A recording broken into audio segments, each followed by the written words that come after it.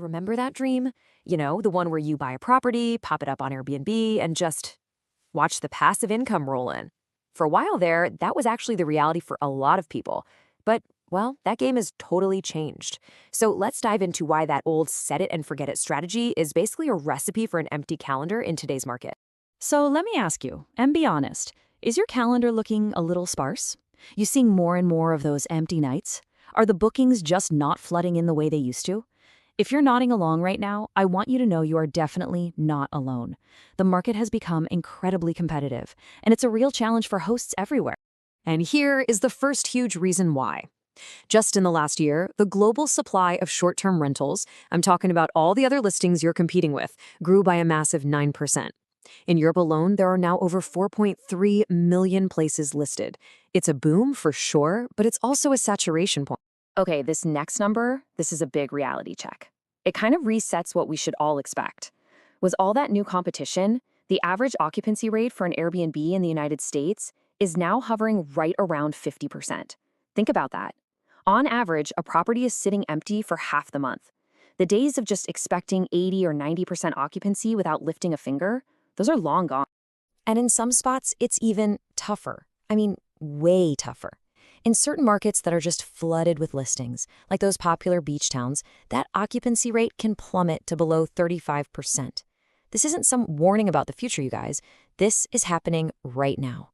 It means those passive listings are getting buried, pushed pages and pages back in the search results, while guests book everywhere else. So, what's the big takeaway here? It's that we are officially at the end of the easy hosting era. The market is flooded, demand has cooled off just a bit, and just having a nice place with a comfy bed just isn't enough to guarantee bookings anymore. It's a fundamental shift in how this whole market operates. This new reality really creates a bright, clear line in the sand. On one side, you've got the passive host, who's still doing things the old way. And on the other, you have the strategic host, who's adapting to this new world. Your success from here on out, it pretty much completely depends on which of those two paths you decide to take. And this table just spells it out perfectly. A passive listing, you might hit that 50% national average for occupancy if you're lucky. But a strategic one in the right market, they can be crushing it with 80% or more. The passive host ends up competing on price, constantly dropping their rates, while the strategic host is using smart, dynamic pricing to actually earn more. And reviews? The passive host has a handful, while the strategic host is actively building up that social proof, which rockets them right to the top of Airbnb's search results. So how do you become one of those strategic hosts? Well, the good news is it's not about luck or some secret magic trick. It's about having a playbook. So right now, we're going to walk through the essential marketing strategies that separate the fully booked properties from the ones that are just forgotten. All right, so here they are, the 5 core pillars of your new marketing game plan.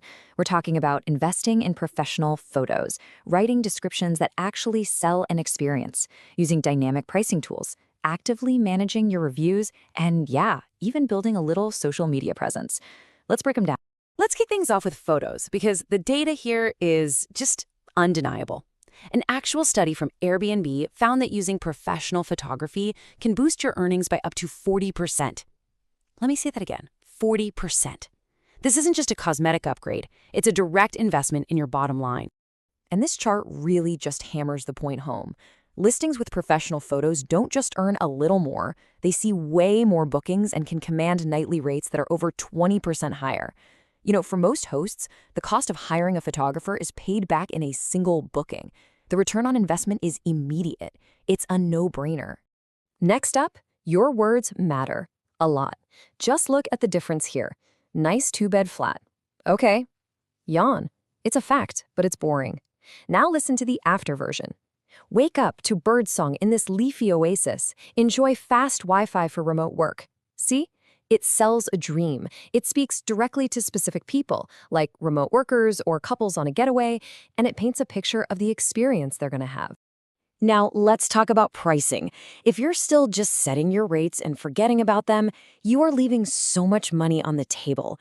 A recent study found that hosts using a dynamic pricing tool, that software that automatically scans the market for demand, local events, and what your competitors are doing, they saw their total bookings increase by a staggering 46.2%. In this business, your reputation is everything. A massive 90% of all bookings are influenced by your review score. And get this, over 100 five-star reviews are posted every single minute on Airbnb. So a listing with old, stale feedback, it quickly becomes invisible. Actively encouraging and, just as importantly, responding to reviews is absolutely critical for building trust and climbing those search rankings. Okay, so all these marketing tactics we just covered are super powerful, but they only work if they're part of a bigger strategy. And that brings us to our final section, which is really about a crucial mindset shift. To succeed today, you have to accept that your short-term rental is a business, not just some passive hobby. Honestly, running a successful rental today is like running a small hotel. You need to invest in the amenities guests actually care about, like fantastic Wi-Fi. You have to stay on top of all the local rules and regulations. You should absolutely diversify beyond just Airbnb to other sites like Booking.com and Vrbo. And you have to analyze local data to really understand the pricing and occupancy trends in your specific area.